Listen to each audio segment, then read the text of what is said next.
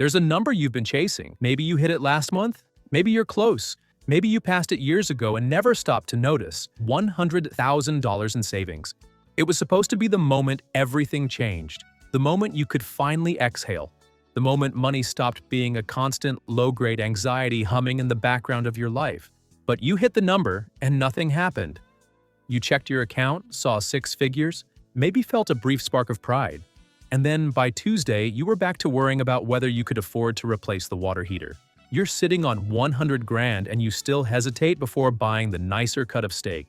You still feel a knot in your chest when an unexpected bill arrives. You still feel broke. This isn't ingratitude. This isn't you being bad with money. This is a predictable psychological phenomenon that traps almost everyone who reaches this milestone. And understanding why it happens is the difference between staying stuck and actually feeling wealthy. My name is Andy, and today we're going to dissect the exact mental mechanisms that turn a 6-figure savings account into something that feels like nothing.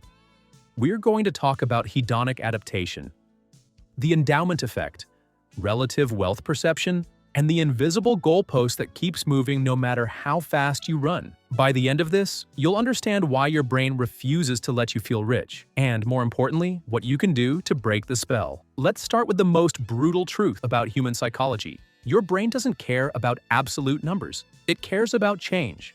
Psychologists call this hedonic adaptation, and it's the reason why lottery winners return to baseline happiness within a year. Your brain is a machine designed to adapt to whatever your current circumstances are, and then recalibrate your expectations accordingly.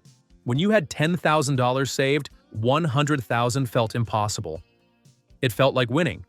But the moment you crossed that threshold, your brain didn't throw a parade. It immediately started scanning for the next threat, the next gap, the next reason to stay vigilant. Because for 99% of human evolutionary history, complacency meant death. The tribe that relaxed when food was plentiful got wiped out by the tribe that kept preparing for winter. So your brain takes that $100,000, and within weeks, maybe days, it becomes your new normal. It becomes the baseline, and once something is baseline, it stops generating positive emotion. This is why you still feel broke. You're not measuring your wealth against where you started. You're measuring it against an invisible standard that your brain keeps raising to match your current reality. Let's talk about what that $100,000 actually represents in the modern economy, because this is where the math gets depressing. If you're in your 30s or 40s, conventional financial advice says you should have roughly 1 times your annual salary saved by age 30 and 3 times by age 40. If you're making $60,000 a year and you've saved $100,000, you're ahead of schedule. You should feel great. Here's the problem. That $100,000 is not spending money. It's not freedom money. It's insurance money. It's the emergency fund, the house down payment fund. It's the don't get fired and lose everything fund. Financial advisors tell you that you need 3 to 6 months of expenses in liquid savings. If your monthly expenses are $5,000, that's $15,000 to $30,000 tied up right there. You need another $20,000 to $40,000 for a down payment. If you ever want to own a home in a market where median home prices are $400,000 or more, you probably should have another $10,000 to $20,000 set aside for the car that will inevitably need replacement, or the medical bill that insurance won't fully cover. When you add it up, that $100,000 is already spoken for. It's been earmarked and subdivided into a dozen different future obligations before you ever got to enjoy it. You can't spend it because spending it means dismantling your safety net, and your brain knows that. So the money sits there doing its job of making you technically solvent, but it doesn't make you feel wealthy because you can't touch it. This brings us to the endowment effect. This is the cognitive bias where people value things more highly simply because they own them. You would never pay $100,000 for a used car, but if someone offered you $80,000 for your $100,000 investment account, you'd laugh them out of the room. Once you own something, your brain inflates its value to you. It becomes precious. It becomes untouchable. This effect is supposed to protect you from bad trades, but it has a dark side. When you save $100,000, your brain immediately starts treating it as a thing you own that must not be lost. Every dollar becomes a brick in a fortress you're defending. You're no longer a person with resources. You're a person with something to lose, and psychologically, the fear of loss is roughly 2 times more powerful than the pleasure of gain. Losing $50 hurts more than gaining $50 feels good. But you hit $100,000 and your brain doesn't celebrate. It goes into defense mode. It starts catastrophizing. What if the market crashes and this becomes 80,000? What if I lose my job and I have to burn through this in 6 months? What if there's a medical emergency and this evaporates? The money stops being a source of security and starts being a source of anxiety. Here's where it gets even more twisted. You're not just comparing your wealth to your own past. You're comparing it to everyone around you. This is called relative wealth perception, and it's one of the most powerful drivers of financial dissatisfaction in human psychology. A study from the Journal of Personality and Social Psychology found that people care more about their relative income compared to peers than they do about their absolute income. In other words, people would rather make $60,000 when their friends make $50,000 than make $80,000 when their friends make $100,000. You've saved $100,000. That's an incredible achievement. But then you scroll Instagram and see your college roommate posting from a vacation in Greece. You see your coworker driving a brand new Audi. You see your cousin buying a house with a backyard big enough for a pool. You don't know that the vacation was financed on credit cards, that the Audi is a lease the coworker can't afford, or that your cousin is drowning in a $700,000 mortgage at 7% interest. All you see is the signal, and the signal says they have more than you. Your brain doesn't process $100,000 in a vacuum. It processes it relative to what it perceives as the median success level of your peer group. And if your peer group appears to be living larger than you, your brain files your $100,000 under not enough and keeps you in scarcity mode. There's also the issue of purchasing power erosion. $100,000 today does not have the same weight as $100,000 did 20 years ago. If you adjust for inflation, $100,000 in 2005 is equivalent to about $155,000 today. If you're 40 years old and you've saved $100,000, you're essentially where someone with $65,000 was 2 decades ago. The goalpost moved, but your mental anchor didn't update. And it's not just inflation. The costs of the big-ticket items that define middle-class stability have grown faster than wages and faster than general inflation. Median home prices have more than doubled in many markets over the past 2 decades. College tuition has tripled. Healthcare costs have skyrocketed. So even though $100,000 sounds like a lot, it doesn't buy what it used to.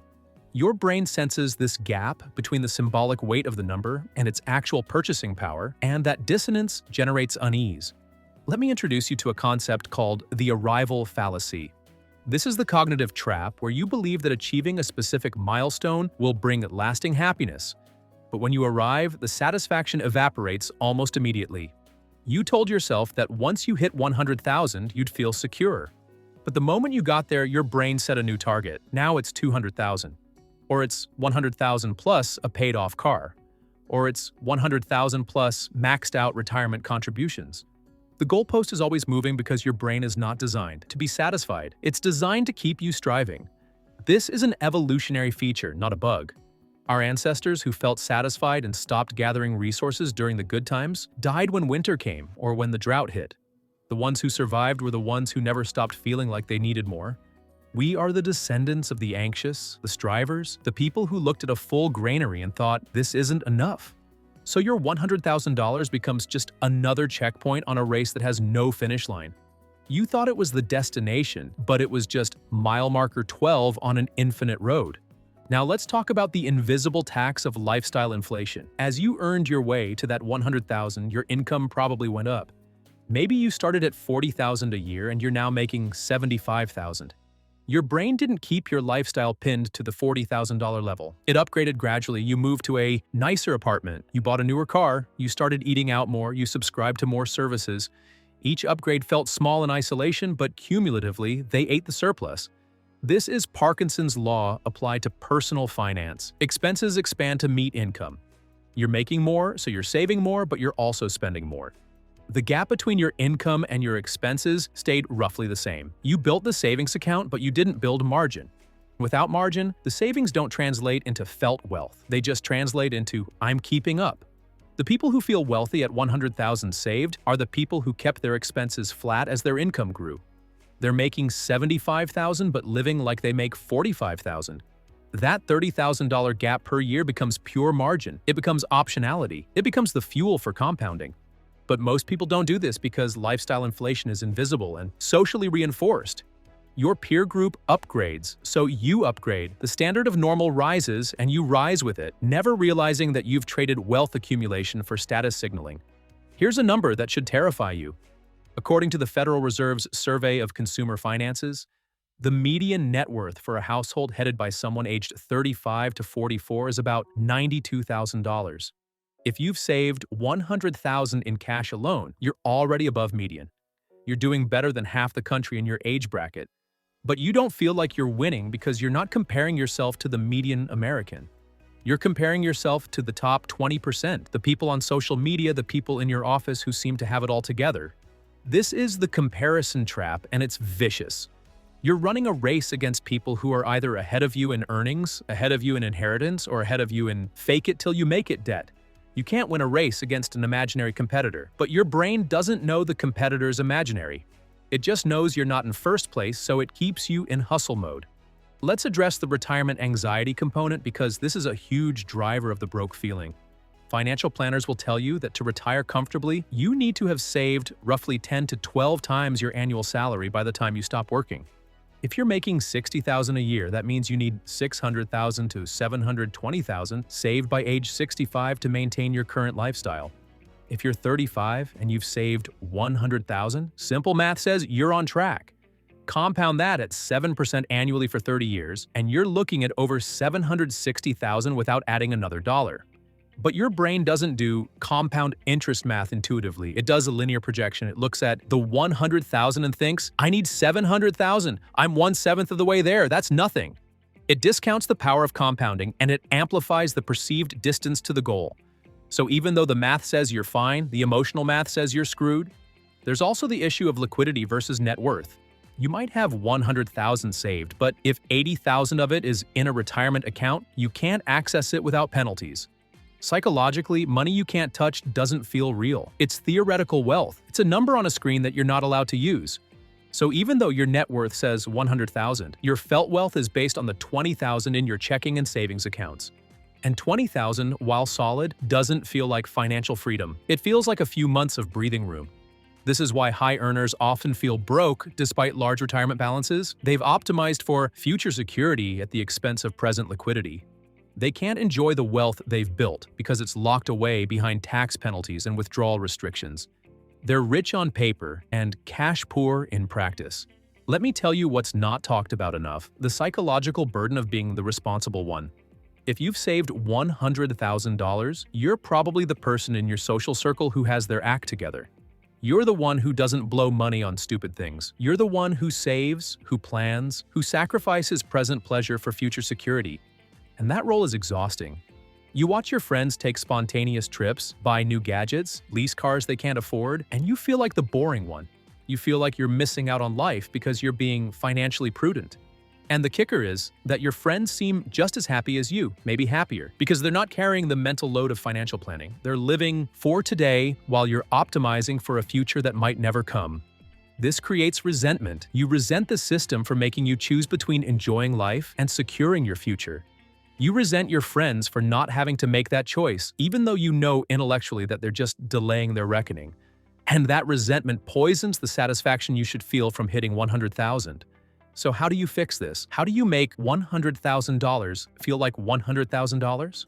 The first step is to stop moving the goalpost. You need to define what enough actually means and commit to that number.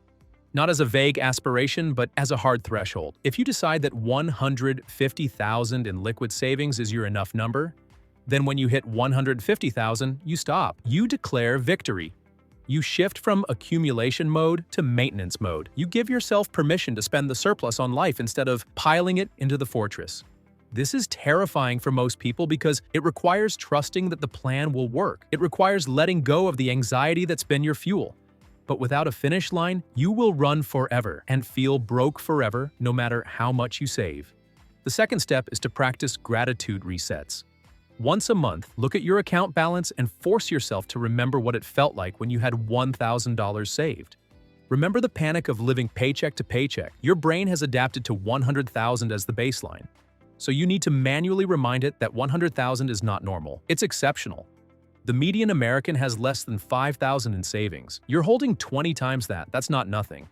The third step is to decouple your self-worth from your net worth. This is easier said than done, but it's critical. Your value as a human being is not determined by your bank balance. You are not a better person because you saved $100,000. You're a more financially secure person, but not a better person. When you stop using money as a proxy for worthiness, the pressure eases and the number stops carrying so much emotional weight. The fourth step is to create permission-based spending. Set aside a small percentage of your wealth, maybe 5%, as guilt-free money. That's $5,000 that you're allowed to spend on something impractical, something fun, something that has no ROI other than joy. This gives your brain proof that the wealth is real and usable. It breaks the cycle of defensive hoarding. The fifth step is to stop comparing. Unfollow the people on social media who make you feel behind. Stop tracking what your coworkers drive or where your friends vacation. Run your own race. Define your own scoreboard. The only comparison that matters is you versus past you, and if you've saved $100,000, past you would be in awe. Here's the uncomfortable truth. $100,000 is both a lot and not enough, and which one it feels like depends entirely on the context you choose. If you compare it to global wealth, you're in the top few percent of humans who have ever lived.